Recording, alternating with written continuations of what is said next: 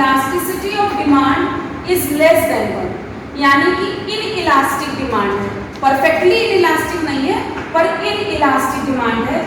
उसी जैसे पहले दोनों डायग्राम्स में था वैसे ही एक्स एक्सिस पर हम क्वांटिटी ले रहे हैं, वाई एक्सिस पर हम प्राइस और टैक्स ले रहे हैं। और जब पहले सप्लाई कर्व ऊपर उठता हुआ होता है तो सप्लाई कर्व एस है। जब टैक्स लगाया गवर्नमेंट ने तो सेलर ने अपना सप्लाई कर्व इनवर्ड शिफ्ट कर दिया, यानी अंदर की तरफ शिफ्ट कर दिया, क्योंकि सप्लाई को कम करेगा, क्वांटिटी को कम करेगा। तो ये अंदर की तरफ शिफ्ट हुआ, यानी जो नया सप्लाई कर्व है S1 टैक्स लगने के बाद। अब हम जो डिमांड कर्व है, क्योंकि ये इनइलास्टिक बता रहा है तो ये थोड़ा खड़ा कर्व होगा, डिमांड कर्व थोड़ा खड़ा होगा। जैसे इसके पहला डायग्राम में फ्लैटर था, अब ये थोड़ा खड़ा है। तो देखिए क्या फर्क पड़ता है। अब जब ये खड़ा है, पहला इक्विलिब्रियम ये है, उसके अकॉर्डिंगली प्राइस हो गया P, जब डिमांड कर्व और सप्लाई कर्व ऐसे थे। फिर जब टैक्स लगा तो डिमांड कर्व और सप्लाई कर्व यहाँ पे कट कर रहे हैं, यानी यहाँ इक्विलिब्रियम है, तो यहाँ इसके अकॉर्डिंगली प्राइस तय हो गया P1 और क्वांटिटी कम होके हो गई Q1। अब हम यहाँ क्या देख रहे हैं कि अपर सेगमेंट क्या है RS, लोअर सेगमेंट क्या है ST, और RS is greater then ST।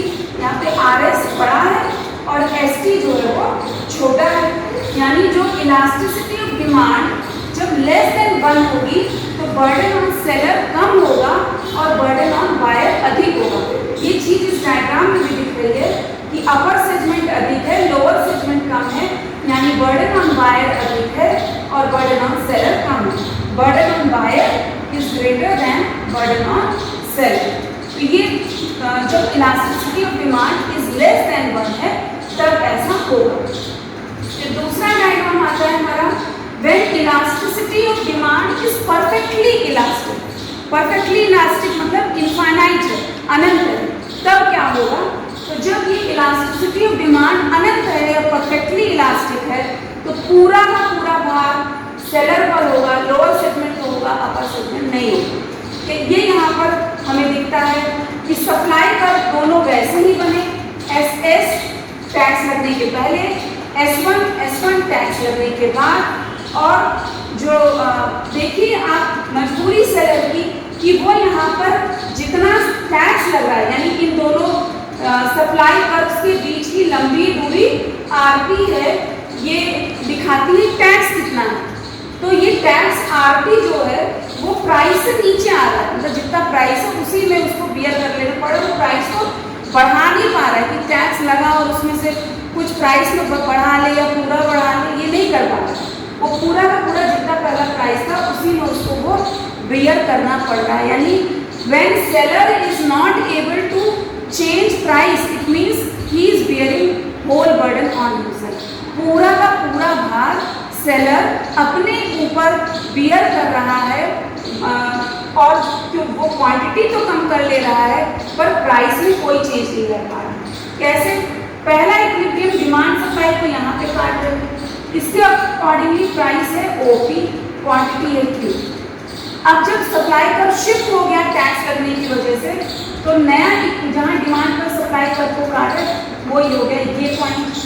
यहाँ पर क्वांटिटी तो Q1 हो गई पर प्राइस तो कोई चेंज नहीं हुआ, प्राइस पहले भी OP था और अब भी OP है। इट मीन्स कि सेलर प्राइस को चेंज नहीं कर पाया है टैक्स लगने के बाद। इसका मतलब जितने का टैक्स लगा वो पूरा का पूरा भार सेलर को खुद बियर करना पड़ा है, वो बायर पर कोई भी बर्डन शिफ्ट नहीं कर पाया। तो ये दो डायग्राम्स और हो गए, और बस एक डायग्राम के माध्यम से हम और समझाएंगे कि जहाँ पर परफेक्टली इनइलास्टिक होगा तो क्या होगा। बाकी ये दो डायग्राम्स हमारे हो गए, और किस पर कब भार बायर पर अधिक पड़ रहा है, कब सेलर पर पड़ रहा है, कब बायर पर पूरा पड़ेगा, कब सेलर पर पूरा पड़ेगा, ये चीज़ें हम देख रहे हैं इस जो हमारा शिफ्टिंग ऑफ टैक्सेस है इसमें। और ये इलास्टिसिटी ऑफ सप्लाई और इलास्टिसिटी ऑफ डिमांड पर निर्भर करता है। और यहाँ पर हमने पहले जो ये केसेस 5 देखेंगे, ये हमारे जो हैं वो इलास्टिसिटी ऑफ डिमांड को हम चेंज कर रहे हैं और सप्लाई की इलास्टिसिटी वैसी ही है। क्योंकि हम इकोनॉमिक्स में कुछ एक वेरिएबल जैसे एक्सपेरिमेंट करते हैं तो एक चीज़ को कंट्रोल करते हैं, दूसरे पे उसका इम्पैक्ट देखते हैं, वैसे यहाँ पर डिमांड में चेंज कर रहे हैं और सप्लाई कर, तो वैसे ही सभी डायग्राम्स में आप देखेंगे सप्लाई कर्व वैसा ही, बस डिमांड कर्व जो है वो चेंज हो रहा है। तो किस प्रकार से चेंज होगा, टैक्स का भार कौन कितना का बियर करेगा, ये हम देखेंगे। और जब elasticity of demand equal to 1 greater than 1 और इलास्टिसिटी ऑफ डिमांड इनफाइनाइट थी और इलास्टिसिटी ऑफ डिमांड जो है लेस देन 1, ये सारे केसेस देखें। एक केस और बचा है, वो है when elasticity of demand is 0। तो पहले डायग्राम की तरह ये एक्स एक्सिस पर हमने आउटपुट लिया है, वाई एक्सिस पे हमने प्राइस और टैक्स लिया है, और ये जो सप्लाई कर्व था जैसे पिछले डायग्राम्स में है वैसे टैक्स के पहले एस सप्लाई कर्व रहेगा और टैक्स के बाद S1 सप्लाई कर्व होगा जो कि इसके पैरेलल होगा। अब जब हम कह रहे हैं कि परफेक्टली इनइलास्टिक, तो आपको पता होगा कि जो इनइलास्टिक डिमांड कर्व होता है वो वर्टिकल टू एक्स एक्सिस होता है, यानी जो ये एक्स एक्सिस है इस पर लंबीय होता है। तो हम यहाँ पर इसको लंबीय बना रहे हैं, ये हमारा हो गया डिमांड कर्व जो कि परफेक्टली इनइलास्टिक है। ED इज इक्वल टू 0, यहाँ पर ED इज इक्वल टू 0। अब यहाँ पर आप देखिए पहला इक्विलिब्रियम ये है, इसके अकॉर्डिंगली प्राइस जो है P, और दूसरा इक्विलिब्रियम ये है, इसके अकॉर्डिंगली प्राइस जो है P1 है। क्वांटिटी में ये जो OM क्वांटिटी है इसमें कोई भी चेंज नहीं हो पा रहा, यानी जो प्रोड्यूसर है जब उस पर सेलर पर टैक्स लगाया जा रहा है वो क्वांटिटी में कोई भी चेंज नहीं ला रहा है और पूरा प्राइस जो भी टैक्स है उसको प्राइस में शिफ्ट कर दे रहा है। क्योंकि हमें पता है कि दो कर्व्स के बीच की लंबी दूरी यानी vertical distance between the two supply curves is tax, जो हम यहाँ पर मान लीजिए R और T के माध्यम से अगर डिनोट करते हैं तो ये RT ही टैक्स है, RT ही टैक्स है और RT ही जो है आपका प्राइस चेंज है, RT ही प्राइस चेंज है। इसका मतलब जो भी चेंज आ रहा है यहाँ पे RT आप बराबर P1 भी कह सकते हैं, P1 is equal to RT is equal to price change, यानी कि जितना टैक्स है वो पूरा का पूरा प्राइस चेंज हुआ, यानी जो मूल्य में वृद्धि हुई है, जितने अमाउंट का टैक्स है उतने ही अमाउंट की मूल्य में वृद्धि हुई है।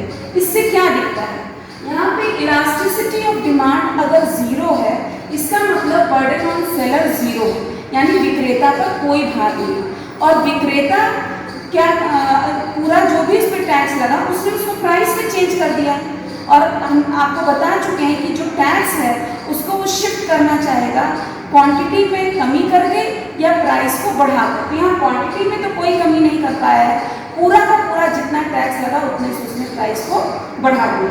और यहाँ पर अगर इस फॉर्मूले से भी देखें तो ED जब 0 होगा तो बर्डन ऑन सेलर कुछ भी नहीं होगा और पूरा का पूरा भार जो है वो बायर पर पड़ेगा, यानी ये अपर सेगमेंट तो रहेगा पर लोअर सेगमेंट नहीं रहेगा।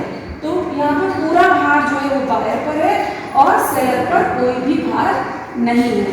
तो ये समझने वाली बात है कि जितना टैक्स है उतना ही प्राइस चेंज है, जो कि ये बताता है कि जितने से टैक्स बढ़ा उतने से प्राइस चेंज हुआ। इसका मतलब पूरा भार बायर पर यानी क्रेता पर है और सेलर पर कोई भी भार नहीं है। 5 डायग्राम्स बनाए, ये पांचों डायग्राम्स परफेक्ट कंपटीशन में किस तरीके से जब इलास्टिसिटी ऑफ डिमांड चेंज हो रही है और इलास्टिसिटी ऑफ सप्लाई सभी केसेस में वैसी ही है, ये हमने देखा तब हमने बनाया है। इसी तरीके से हम जब इलास्टिसिटी ऑफ डिमांड तो स्थिर रहेगी और इलास्टिसिटी ऑफ सप्लाई चेंज होगी तो हम सिंपल इसी फॉर्मूले से उस चीज़ को जान सकते हैं। जैसे कि आप ये देखिए कि इलास्टिसिटी ऑफ डिमांड में कोई चेंज नहीं हो रहा हो, जो भी चेंज हो रहा हो वो इलास्टिसिटी ऑफ सप्लाई में हो रहा हो। तो डिमांड के लिए आप पांचों केसेस समझा सकते हैं, आप चाहें तो पांचों केसेस की सप्लाई के लिए भी डायग्राम्स बनाएं, अदरवाइज आप इस फॉर्मूले से भी समझा सकते हैं कि when elasticity of supply is 0 कोई बर्डन बायर पर नहीं है, पूरा बर्डन सेलर पर। जब elasticity of supply greater than 1 है तो बर्डन बायर पर अधिक है और सेलर पर कम है। जब elasticity of supply less than 1 है तो बायर पर भार कम है और सेलर पर अधिक है। जब elasticity of supply equal to 1 है तो बायर और सेलर पर बराबरी से भार पड़ेगा। और इसी तरीके से जब इलास्टिसिटी ऑफ सप्लाई इनफाइनाइट है पूरा भार बायर पर और इलास्टिसिटी ऑफ सप्लाई 0 है तो पूरा भार सेलर पर। तो इसी से हम समझा सकते हैं, आप चाहें तो इसके डायग्राम्स भी बनाए जा सकते हैं सारे, जैसे ये 5 केस बनाएंगे वैसे ही आप सप्लाई में चेंजेस कर करके पांचों डायग्राम्स बना सकते हैं। तो ये परफेक्ट कंपटीशन का केस है। इसी तरीके से मोनोपोली में किस तरीके से होगा, या जब लागत की डिफरेंट दशाएं होंगी, यानी जो कॉस्ट कंडीशंस डिफरेंट होंगी, increasing cost, decreasing cost, constant cost, उसमें हम आगे के लेक्चर्स में देखेंगे। साथ ही साथ मोनोपोली में जब टैक्स पड़ेगा सेलर पर तो वो किस प्रकार से चेंजेस लाएगा उसको भी हम अलग लेक्चर में देखेंगे।